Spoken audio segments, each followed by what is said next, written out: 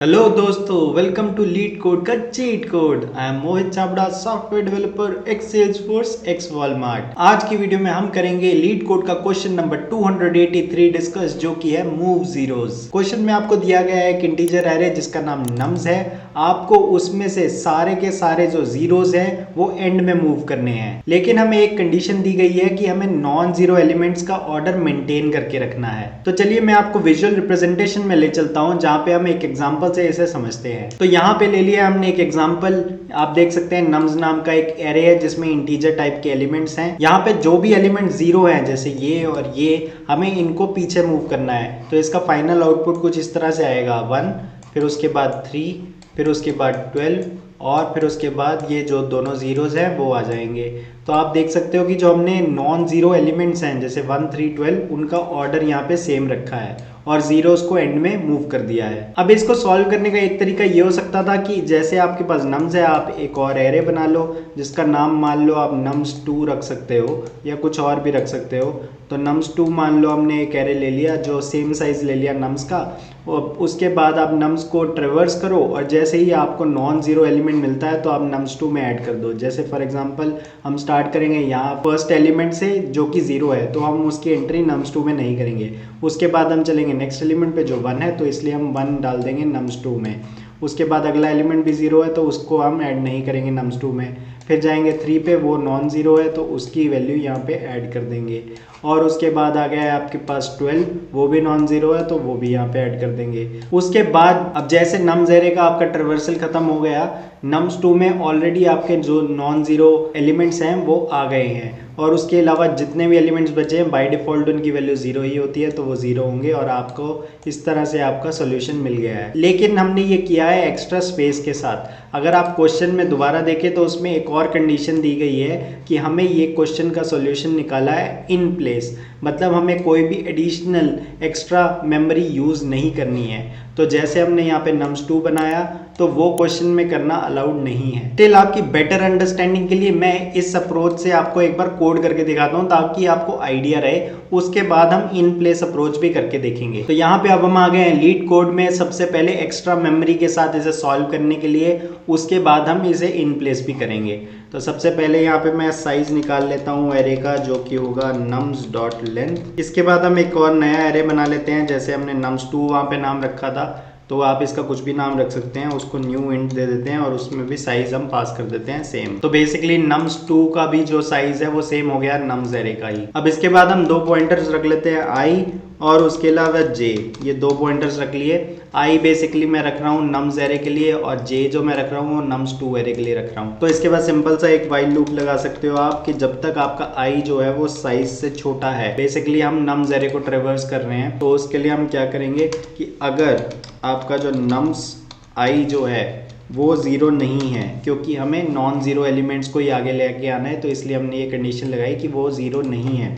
तो इस केस में आप क्या करोगे कि nums2 जो j है उसमें आप डाल दोगे nums का i जो आपने अभी निकाला है। तो इस तरह से आपने nums2 एरे में नॉन ज़ीरो एलिमेंट डाल दिया है nums का। और उसके बाद क्योंकि आपने j यूज़ किया है तो उसके बाद आपको उसको एक इंक्रीमेंट भी करना होगा, क्योंकि तभी आप उसके नेक्स्ट एलिमेंट पे जा पाओगे। जैसे आपने 1 यहाँ पे इंसर्ट किया, 0 होगा उस टाइम आपका j। उसके बाद आपको नेक्स्ट नॉन ज़ीरो एलिमेंट के लिए j को बढ़ाना है, तो j आपका अगली बार 1 पे होगा। तो इसलिए हमने यहाँ पे j++ किया है। और इसके अलावा आपको हमेशा i++ तो करना ही है, क्योंकि आपको नम्स को ट्रेवर्स करना है। तो इसको मैं एक बार थोड़ा जूम आउट कर देता हूँ ताकि पूरा आपको कोड दिखे। तो इस तरह से हमने ये कर दिया है कि जब भी हमें नॉन ज़ीरो एलिमेंट मिल रहा है नम्स में, तो हमने वो nums2 में डाल दिया है और उसके साथ j का काउंटर बढ़ा दिया है। तो जब ये आपका लूप खत्म होगा, मतलब आपने nums को पूरा ट्रेवर्स कर लिया है, तो nums2 में वो सारे एलिमेंट्स होंगे जो नॉन ज़ीरो होंगे स्टार्टिंग में, और जो बाकी बचे हैं वो बाय डिफॉल्ट ज़ीरो ही होंगे। अब यहाँ पे मेथड के सिंटेक्स में आप देखोगे तो वॉइड है, मतलब कि यहाँ पे आप एरे रिटर्न नहीं कर सकते। यहाँ पे हमने एक नया एरे बनाया था nums2, तो हम वो डायरेक्टली रिटर्न नहीं कर सकते। तो बाय डिफॉल्ट जो क्वेश्चन है वो nums एरे को ही पिक कर रहा है। तो आपको क्या करना होगा कि nums2 के जो सारे एलिमेंट्स हैं वो nums में दोबारा कॉपी करने पड़ेंगे।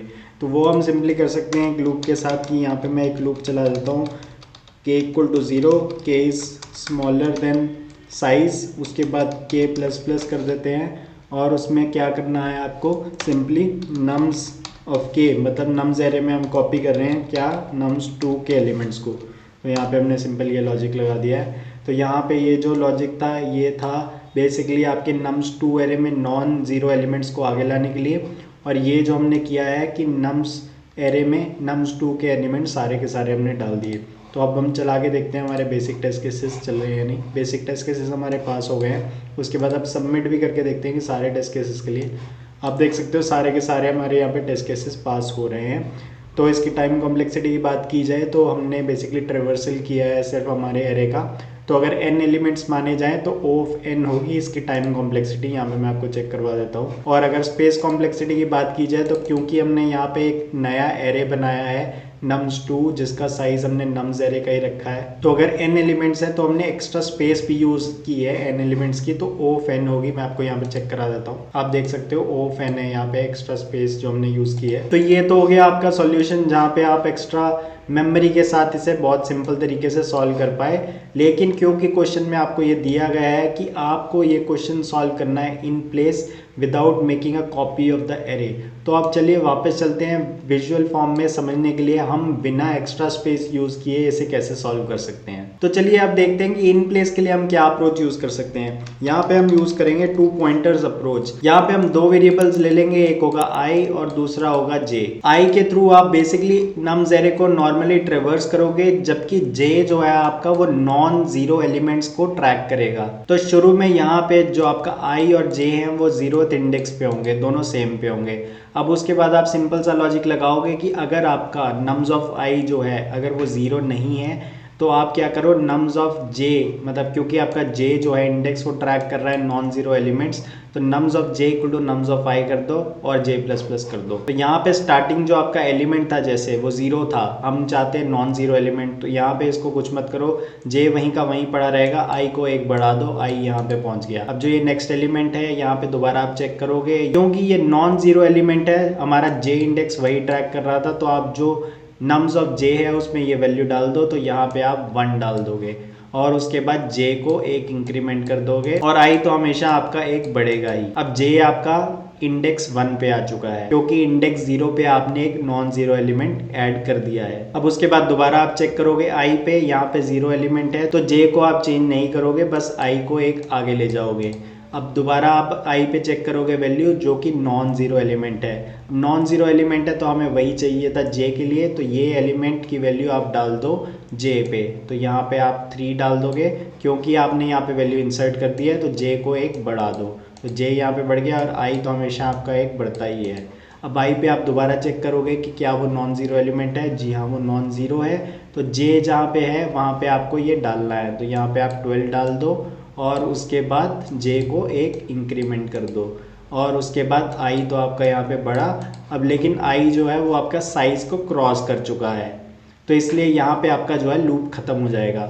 अब इसके बाद आपको करना क्या है कि j जहाँ पे है वहाँ से लेकर एंड तक आपको एलिमेंट्स को 0 डालना है, क्योंकि वहाँ पे अभी कुछ भी वैल्यूज़ हो सकती थी। आपको वहाँ पे सिंपली क्या करना है 0 डाल देना है, तो यहाँ पे 0 और यहाँ पे 0। तो आप देख सकते हो कि हमारा ये एरे अब इस चीज़ में कन्वर्ट हो गया है और हमने ये किया है इन प्लेस। तो चलिए इसके अलावा एक और कोई एग्जाम्पल लेते हैं जिससे हमें और अच्छे से समझ आएगा। तो यहाँ पे हमने ले लिया एक और एग्जाम्पल 2 पॉइंटर्स अप्रोच को समझने के लिए, लेकिन उससे पहले मैं आपको एक सिंपल सा अप्रोच लिख के अपना सूडो कोड लिख के दिखा देता हूँ कि हम करना क्या चाह रहे हैं। हम ये करना चाह रहे हैं कि अगर आपका नम्स ऑफ i जो है वो बेसिकली अगर आपका 0 नहीं है, क्योंकि हमें नॉन ज़ीरो एलिमेंट ही ट्रैक करना है, तो हम यहाँ पे क्या करेंगे, हम सिंपली करेंगे कि नम्स ऑफ j जो है हमारा वो हो जाएगा नम्स ऑफ i, ये हमारा लॉजिक हो जाएगा। इसके बाद हमने क्या करना है कि j को प्लस प्लस कर देना है और इसके अलावा जो आपका i है वो तो हमेशा प्लस प्लस होगा ही। तो इस तरह से आपके पास जो भी नॉन जीरो एलिमेंट्स हैं वो स्टार्टिंग में आ जाएंगे और इसके बाद आपको एक और लॉजिक लगाना पड़ेगा कि j जहाँ पे है वहाँ से एंड तक आपको सारे एलिमेंट्स को 0 भी करना पड़ेगा। तो इसी अप्रोच को यूज़ करके यहाँ पे देखते हैं इस एग्जांपल में स्टार्टिंग में जो आपका i है और j है वो 0th इंडेक्स पे होंगे सेम पे, और आप सबसे पहले चेक करोगे क्या नम्स ऑफ i जो है वो 0 नहीं है। यहाँ पे बिल्कुल वो 0 नहीं है क्योंकि 3 है वहाँ पे वैल्यू, तो आप यही लॉजिक अपनाओगे कि नम्स ऑफ j जो है वो नम्स ऑफ i, तो यहीं पे ही क्योंकि वो दोनों सेम थे तो यहाँ पे 3 ही आ जाएगा। उसके बाद आप j को इंक्रीमेंट कर दोगे तो j यहाँ पे पहुँच गया है और आपका i तो हमेशा इंक्रीमेंट हो गई, तो i भी यहाँ पे हो गया है। फिर से आप चेक करोगे नम्स ऑफ आई क्या ज़ीरो नहीं है, यहाँ पे वो नहीं है, तो यहाँ पे आप क्या करोगे nums of J equal to nums of I, तो यहाँ पे 7 आ जाएगी वैल्यू और उसके बाद आप जे प्लस प्लस कर दोगे। तो हमारा जो जे यहाँ पे था इसको हमने प्लस प्लस कर दिया, अब जे यहाँ पे पहुँच गया। उसके अलावा आप आई को तो हमेशा एक बढ़ाओगे ही, तो आई यहाँ पे पहुँच गया है। इसके बाद आप दोबारा यही चेक करोगे, पर यहाँ पे जो आई था वो ज़ीरो था, तो ये वाला लॉजिक जो हमारा है ये नहीं चलेगा। सिंपली क्या होगा आपका आई प्लस प्लस, तो जे वहीं का वहीं पड़ा रहेगा, आई एक आपने और बढ़ा दिया है। फिर से आप यही चेक करोगे, यहाँ पे ये नॉन ज़ीरो है, तो आप जो nums of J equal to nums of I, तो जे यहाँ पे था तो आपने ये वाली वैल्यू यहाँ पे डाल देनी है, तो -1 हो जाएगा और जे को एक बढ़ा दोगे तो जे आपका यहाँ पे पहुँच गया है। और आई तो हमेशा आपका बढ़ेगा ही, तो आई इधर चला गया है। अगेन फिर से ये लॉजिक अप्लाई होगा, तो इसलिए जो 4 है वो यहाँ पे इंसर्ट हो जाएगा क्योंकि जे आपका यहाँ पे था। उसके बाद जे इंक्रीमेंट हो जाएगा और आई भी इंक्रीमेंट हो जाएगा। अगेन फिर आप ये लगाओगे क्योंकि आप ये लूप में चलाते रहोगे, लेकिन यहाँ पे ये ज़ीरो था तो जे वहीं का वहीं पड़ा रहेगा, आप सिंपली आई को बढ़ा दोगे। फिर से ये क्योंकि ज़ीरो था, जे वहीं का वहीं पड़ा रहेगा, आप आई को बढ़ा दोगे, तो आई यहाँ पे हो गया है। तो ये नॉन ज़ीरो था, तो आप सिंपली यहाँ पे 9 यहाँ पे डाल दोगे जहाँ पे आपका जे पड़ा था, और उसके बाद आप जे को इंक्रीमेंट कर दोगे। जे अब यहाँ पे आ गया है और आई तो आपका इंक्रीमेंट होगा ही। फिर से आपको ये नॉन ज़ीरो मिल गया है, तो यहाँ पे आप -4 डाल दोगे। जे को आप फिर से एक इंक्रीमेंट कर दोगे और आई भी इंक्रीमेंट हो जाएगा आपका। अब ये क्योंकि ये ज़ीरो था तो जे वहीं का वहीं पड़ा रहेगा, बस आप आई को बढ़ा दोगे, तो आई अब यहाँ पे आ गया है जो कि नॉन ज़ीरो है, तो ये यहाँ पे आ जाएगा। जे आपका अगले आगे चला जाएगा, इंक्रीमेंट हो जाएगा। आई इंक्रीमेंट हो गया है। अब यहाँ पे ये आपका साइज़ को क्रॉस कर गया है, तो इसके बाद ये वाला नॉर्मल जो आपने लूप का लॉजिक लगाया था ये ख़त्म हो जाएगा। उसके बाद आप एडिशनल लगाओगे कि जहाँ जे है वहाँ से एंड ऑफ द एरे तक आप सब कुछ ज़ीरो कर दोगे। तो यहाँ पे आप डाल दोगे 0 0 0 और 0।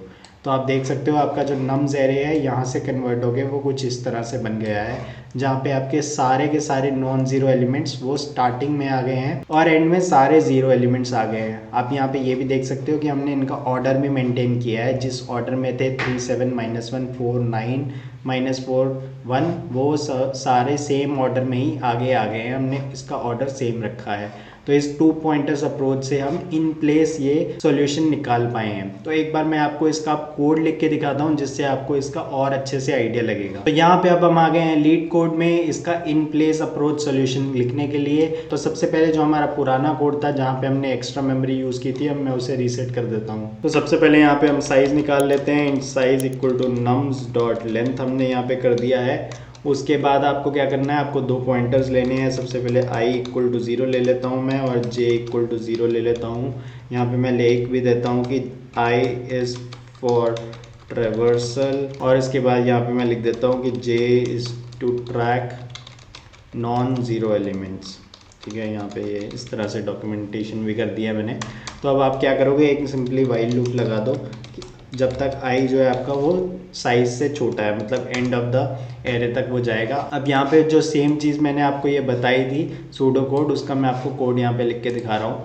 तो यहाँ पे हम सिंपली चेक करेंगे कि अगर आपका जो नम्स ऑफ i है वो 0 नहीं है, क्योंकि हमें नॉन ज़ीरो एलिमेंट चाहिए, तो हम क्या करेंगे उस केस में nums of j equal to nums of i। ये क्यों किया हमने, क्योंकि जो j था आपका वो ट्रैक कर रहा है नॉन ज़ीरो एलिमेंट्स को।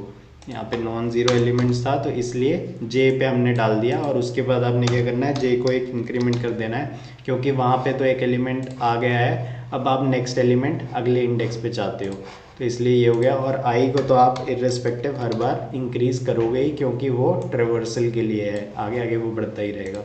अब ये करने के बाद होगा क्या कि आपके पास नॉन ज़ीरो एलिमेंट्स आगे आ जाएंगे, पर जो आपका ओरिजिनल एरे है उसमें कुछ और एंड में एलिमेंट्स पड़े हो सकते हैं, उनको आपको अपडेट करना पड़ेगा 0 से। तो इसके बाद आप सिंपली एक और लूप लगा सकते हो कि वाइल जो आपका j है वो स्मॉलर देन साइज है।